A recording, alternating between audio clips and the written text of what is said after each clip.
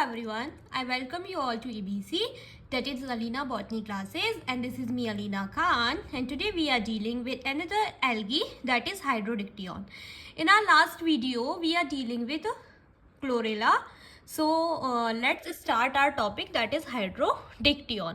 देखो बच्चों, एग्जाम के पॉइंट ऑफ व्यू से हाइड्रोडिक्टियन इतना इंपॉर्टेंट टॉपिक नहीं है, बट आपके सिलेबस में दे रखा है, सो आई थिंक आपको ये टॉपिक पढ़ लेना चाहिए, क्योंकि मे बी वन शॉट वगैरह में ये जो है आ जाए।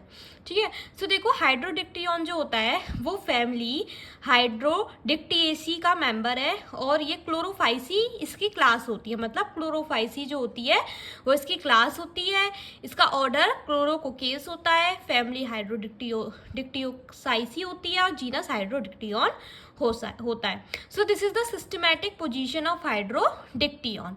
तो देखो हम हैंड रिटन नोट्स के साथ इस पूरे टॉपिक को कवर अप करेंगे। ओके, सो देखो हाइड्रोडिक्टियन जो होता है वो एक नॉन मोटाइल मैक्रोस्कोपिक सीनोबियम है। सीनोबियम का मतलब है कि इसमें जो नंबर ऑफ सेल्स होंगे और जो साइज होगा सेल्स का और जो शेप होगी वो फिक्स्ड होगी। ठीक है, सो ये क्या होंगे, नॉन मोटाइल होंगे, चल नहीं पाएंगे, मैक्रोस्कोपिक होंगे और सीनोबियम होंगे। इनको हम वाटर नेट भी बोलते हैं। This is very very important for your exam point of view कि हाइड्रोडिक्टियन को क्या बोलते हैं। So Hydrodictyon is known as water net because of its net like plant body, क्योंकि इसके पास net like plant body present होती है।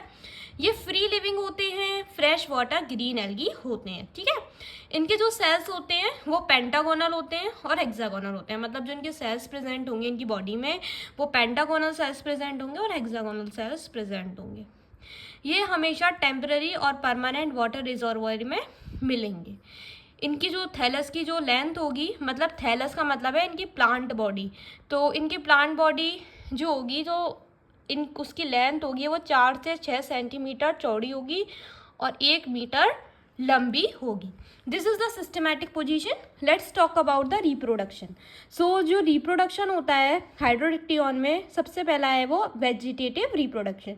तो बच्चों देखो, वेजिटेटिव रिप्रोडक्शन होगा फ्रेगमेंटेशन के जरिए। मतलब कैसे कि जो थैलस होगा वो टूट जाएगा फ्रेगमेंट्स में, और हर फ्रेगमेंट जो होगा वो इंडिविजुअली ग्रो करेगा।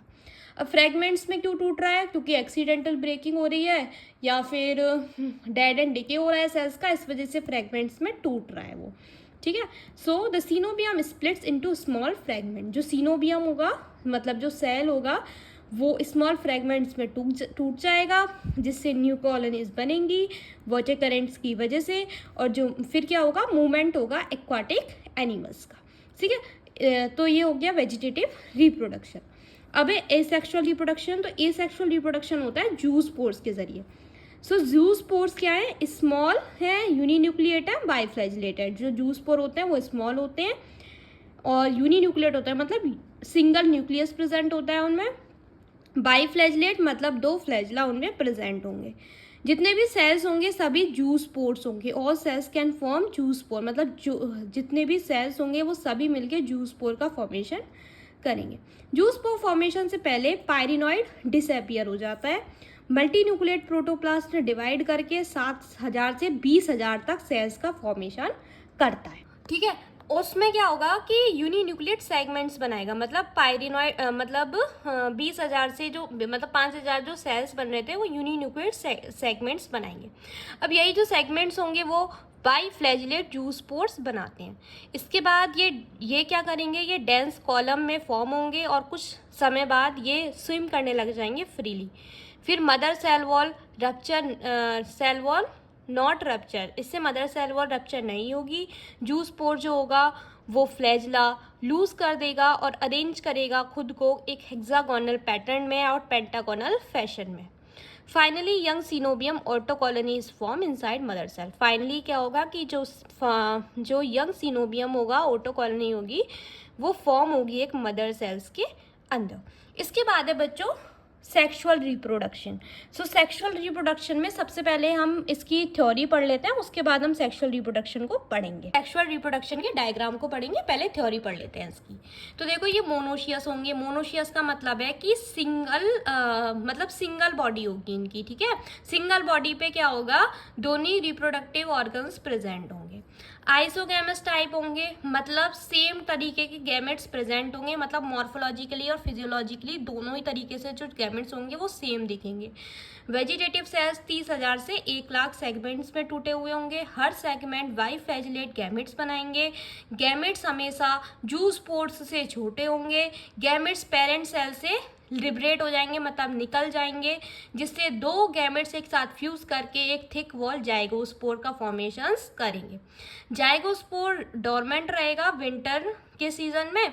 अब जब ड्यूरिंग स्प्रिंग जाइगोस्पोर से 4 न्यूक्लियाई बनेंगे, रियरली 4 सेल्स बनेंगे जिसमें 8 न्यूक्लियाई होंगी। हर न्यूक्लियाई जो होगी वो सेगमेंट बनाएगी और इसके बाद जूस्पोर्स बनेंगे। जूस्पोर्स से फ्लैजिला डीजनरेट होगी और एक पॉलीहेड्रॉन या फिर हेक्सागोनल फैशन में अरेंज होगी, जिसमें हैप्लॉइड सेल्स जो होते हैं बच्चों, पॉलीहेड्रॉन सेल्स वो डिवाइड करेंगे और 200 से 300 जूस्पोर्स बनाएंगे। ये जूस्पोर्स एक साथ अरेंज होंगे, एक new daughter net like colony बनाएंगे एक विद इन पॉलीहेड्रॉन के अंदर। अब यंग नेट लिबरेट होके पॉलीहेड्रॉन का फॉर्मेशन करेगी, जब जो वॉल होगी वो टूट जाएगी।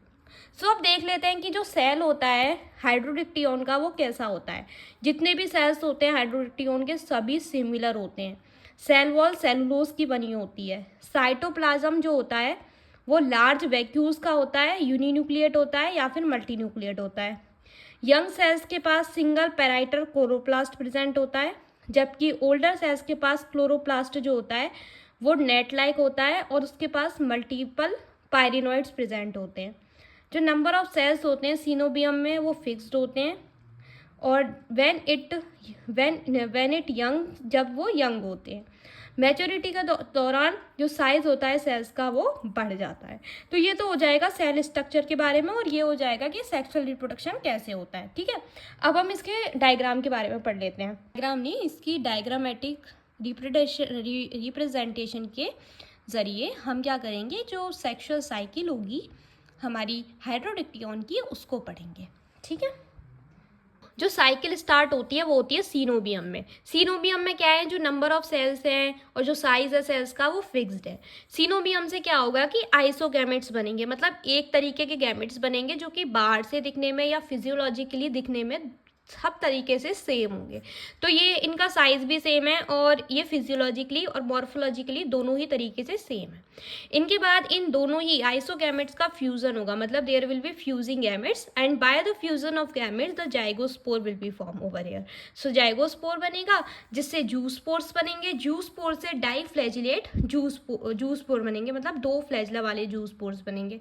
इसके बाद इससे एक पॉलीहेड्रॉन या फिर पेंटागोनल फैशन में एक बॉडी बन जाएगी और इससे जूस्पोर्स बनेंगे। जूस्पोर्स की वॉल जो होगी वो रप्चर होगी, जिससे फिर से सीनोबियम बन जाएगा। This is the sexual reproduction in Hydrodictyon. I hope ये टॉपिक आपको क्लियर हो गया है। अगर आपको कोई डाउट होता है इस टॉपिक में तो आप प्लीज़ मुझे कमेंट कर देना, मैं आपको बता दूंगी। अगर आपको ये वीडियो पसंद आती है so please hit the like button and subscribe to my channel. चलिए बाय।